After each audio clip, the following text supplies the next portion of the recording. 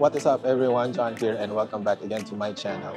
So ngayon, as I've said from my previous video, nandito na lang tayo sa night market, specifically Rauha Night Market. This is our priority night market na puntahan kasi nandito talaga marami mga masarap na pagkain, diba? So ayun, let's explore, look around and see what we can eat and show you guys. Ayan guys, so ito na ngayon ang ito-try natin, yung pork buns sa harap ng Rauhe Night Market. So, kung nag-Rauhe ka, it's a must na matikman mo to, syempre. Mahaba yung pila niya. Pero in fairness, pag naglabas na sila ng bagong batch, tuloy-tuloy na. Para kanila naglalakad. Abot-abot na lang sila ng bun. So, ito siya. Very bready siya outside and antigas. Nung ilalim niya, antigas din. Yung mga charred pieces na rin siya. Siguro sa sobrang init na nung parang pot na pinaglulutuan nila. Pero okay lang naman. Hindi naman masyadong sunog. So ngayon, try natin siya. For sure, mainit pa to sa loob.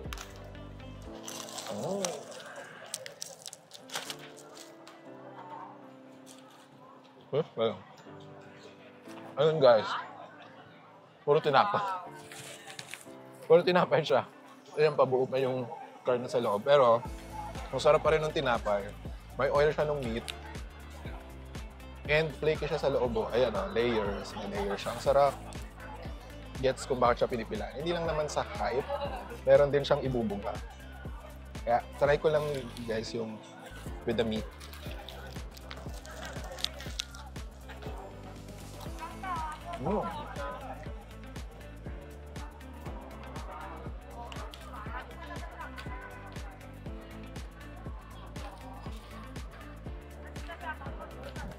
Ang lakas ng lasa ng kutsay. And kahit ano na siya, guys, kahit minced meat na siya, ground meat na siya, buo-buo pa rin yung mga karne. Hindi siya yung parang isang lump na lang ng burger. So may mga meat, ano pa rin siya, meat texture pa siya. And kita yung mga taba-taba. Kaya parang nagpa-pop siya sa bibig mo pag sinubong mo. Masarap guys. Must try. Unang-una sa Arco, yung pork buns yan. Ang sarap. Okay, first up guys, yung hometown barbecue chicken. So, since hindi naman kami gutom, pumila kami and yung pila niya is sobrang haba. As in, paikot siya ng stall. So far, yun ang pinaka-mahabang ipinila namin dito sa Taipei. So, ano lang siya, fried chicken, pero ang twist niya is after siya i-fry, i-grill siya. Bali yung fried chicken, binabad sa sauce, tapos i-fry. Tapos grill pagkatapos. So, ito siya ngayon. Chinap-chop siya, tapos binag, tapos sinerve. Actually, mabigat siya. Baka siyang maliit sa habang piniprito nung tabi-tabi sila. So, ayun yung mga charred areas siya after prinito. So, tikman natin. Mainit pa. Sobrang init niya kasi sobrang bilis ng turnover. As in, pak, tapos bigay. Ilang minutes tayo pumila? 15? 20 minutes. So, 20 minutes din kami pumila, guys.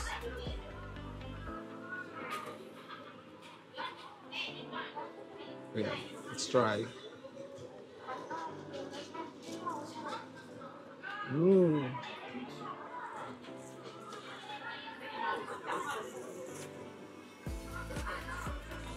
Sobrang juicy siya kasi parang yung ginamit, type art yung ginamit, and crispy pa din siya kahit binabad sa sauce. Sarap. Ang sarap nung combination ng fried at saka yung stickiness nung sauce. Kaya kung ito dapat isa sa mga must try nyo kung mag-Rauhe kayo.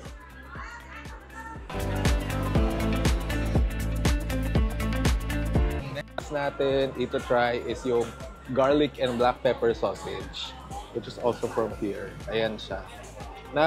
Tapos nilalagyan siya ng garlic sa loob. So isasabay mo yun. Parang chaser. So maybe I'll just take a bite first.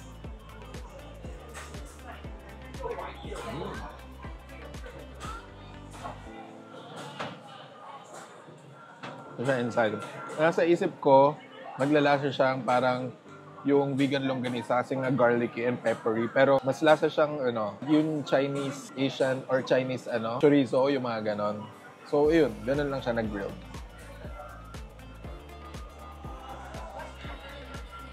Masarap siya and may snap sa pagka nakagat mo. Let's try with garlic. With garlic.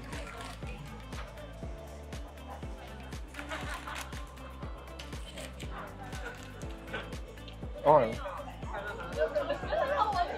Hindi mo siya ganun kalasa yung garlic. Since maliit na lang na slice. But it's good, yeah.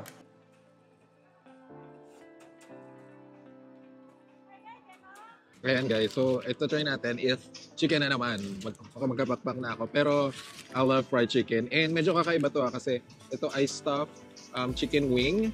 Ang kinuha naming flavor is Sanjang cumin. So hindi ko alam kung ano lasa noon pero titikman natin. Pero mas curious ako doon sa kung ano yung stuffing niya sa loob. So tara.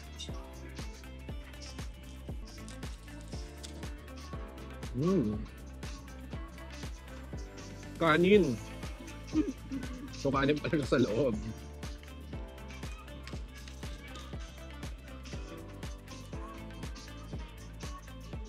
Ano siya? Malagkit. Kaning malagkit. Wala siyang lasa, parang matchang. Ayan o. Wala masyadong spices inside. Pero the chicken itself, medyo malasa naman na siya. So, perfectly goes well with the kanin. So, parang full balanced meal na siya, kung totoo sa. Wala nga lang gulay.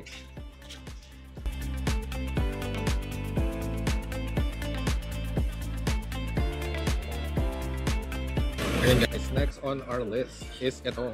Nalagi namin napapanood. And actually, kung saan naman siya meron sa Taipei and I guess yung Taiwan is yung ice cream roll. Pero ang kakaiba dito is yung meron siyang crushed peanuts na parang isang bloke siya ng peanuts na kinakrush nila tapos nilalagyan nila ng coriander leaves. So hindi ko alam kung ever since curious na ako kung ano yung effect ng coriander leaves dun sa ice cream ko. Ngayon matitikman ko na siya finally.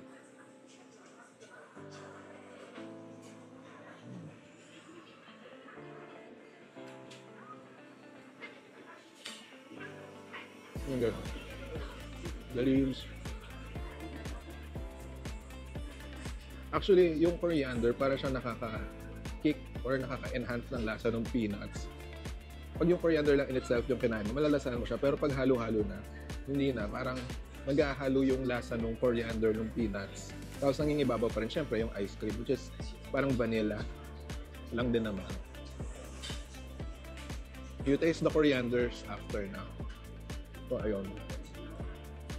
It's refreshing, bagong flavor, and it's really good. It goes well. It's perfect together. Masarap. Let's try nyo to.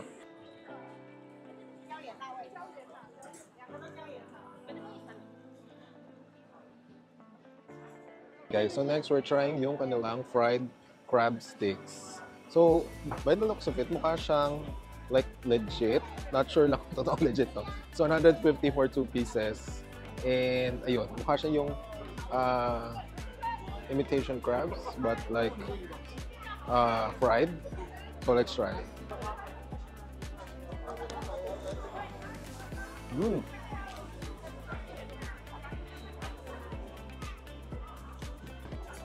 So mukhang imitation crab siya, pero hindi siya yung kalasa ng mga nilalagay sa mga sushi, sa mga rolls. It has its own taste, and parang hindi siya masyado ma-extender.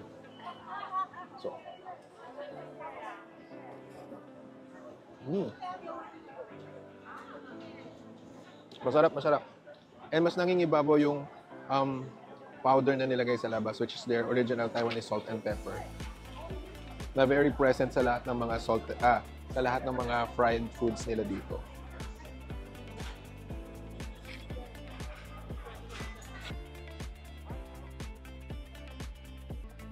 Okay guys, dessert na naman tayo. Paikot-ikot lang tayo. Maalat sa matamis, maalat sa matamis.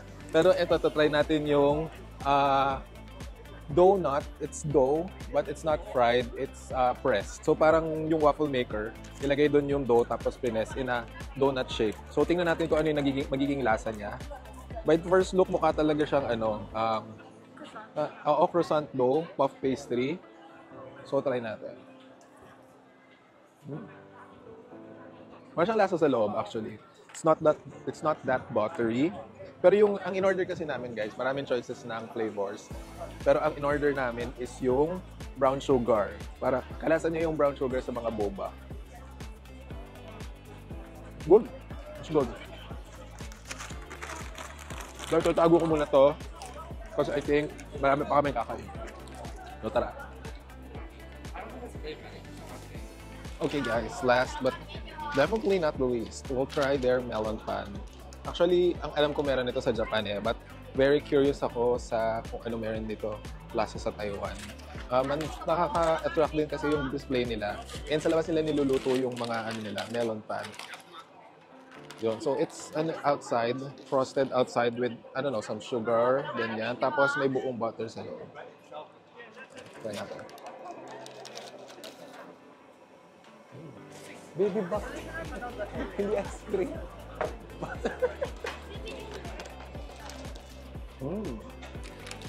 Masarap guys. Ang lambot sa loob. And super crispy outside. Tapos ang sarap sa panlasa nung ang sarap sa panlasa nung sugar sa loob. Ayun siya. Yes, definitely must try. Actually, ilan lang tong melon pa na nadaanan namin and we're already onto the end of the street. So, might as well try na namin to. And our final dessert for the night. So, ayun. Okay, guys. So, ayun. Nakakaabot na kami sa dulo nung market. Actually, naikot na rin naman namin siya. Pero, isa-isa lang namin from side to side kung ano yung masarap. Pero, ayun, we've already reached the end of the Rauca Street. And now we're on our way back home. So, ayun guys, I'll end the video now for here and see you again on our next adventures here in Taipei, Taiwan. Okay, see you. Bye-bye.